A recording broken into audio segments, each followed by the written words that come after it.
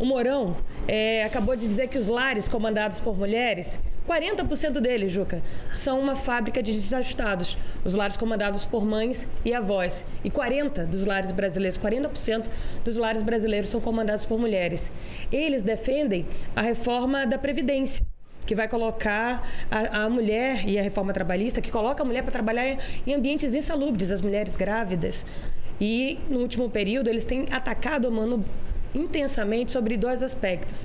A questão da família, o fato de ser mulher e a questão das crianças. Eu queria, Mano, que você pudesse falar sobre esses aspectos. A Maria vai fazer eu falar de tudo, Juca, viu? Agora eu vou ficar falando.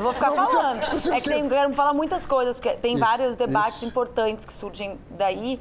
E o primeiro deles, talvez seja o debate mais importante que a esquerda brasileira, que os democratas devam fazer como uma avaliação independente do resultado desse processo eleitoral.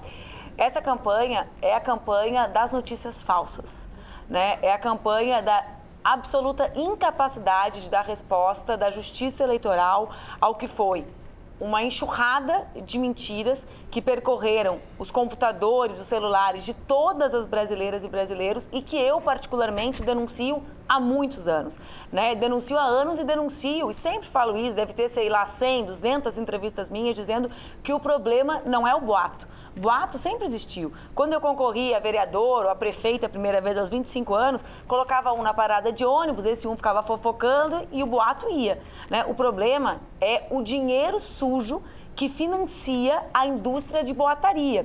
Nós sabemos, e eu falo isso há muito tempo, que essas organizações fascistoides que surgiram no período do golpe, do impeachment, elas não prestam contas, como é o caso do MBL. E, portanto, elas são verdadeiras máquinas de lavagem de dinheiro para a propagação de mentiras na internet. Por que eu começo sobre isso, Maria? É porque eu sou o principal alvo? Mas não é só por isso, é porque disso decorrem interpretações absolutamente equivocadas sobre o que foi e o que é o movimento de mulheres no nosso país. Então, determinados setores ficaram ali atordoados diante da mais bonita manifestação que aconteceu no nosso país, que foi o 29 de setembro, né? Que foi, assim, lindo. A Laura, minha filha, que o Juca e tu fizeram menção, ela nunca vai comigo para esses lugares com muitas pessoas, porque não tem muito controle sobre o meu corpo, né? As pessoas vêm, abraçam, não sei o quê. E eu desci do carro para ir com ela, e eu ia deixar ela com a Fran, que me ajuda com ela durante esses momentos mais tensos, e eu olhei todas as mães indo com as crianças. Quando uma mãe leva uma criança para passeata, é porque deixou de ser uma passeata, porque passou a ser um encontro cívico. Aí o que aconteceu? A turma do lado de lá fez umas montagens esdrúxulas, né, com verdadeiros absurdos, e uma certa turma falou assim, prejudicou, ajudou o lado de lá.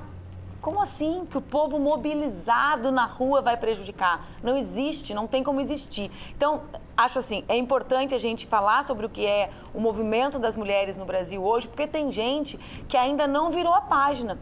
Às vezes eu escuto às vezes assim, é um movimento identitário. Como eu já sei que esse é um atributo colocado como negativo, né, eu já falo assim, olha, meu amigo, eu quero discutir isso contigo, claro. Porque que projeto de desenvolvimento do Brasil que haverá sem metade do seu povo? Vamos discutir universidade sem mulheres? Vamos discutir qual é o impacto da construção desse ideário de mulher na produção de ciência e tecnologia no Brasil?